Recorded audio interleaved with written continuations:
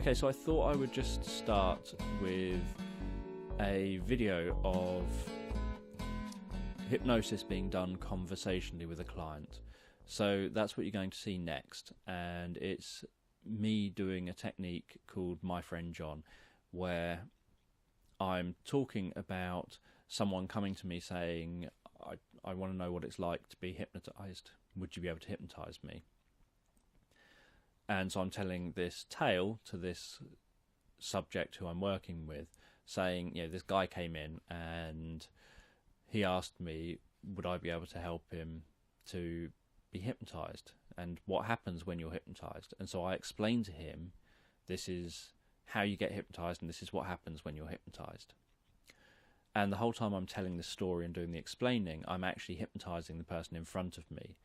So I'm doing it very conversationally. I've got his attention focused on my voice and on the story. So I'm telling a story, which is what's focusing attention.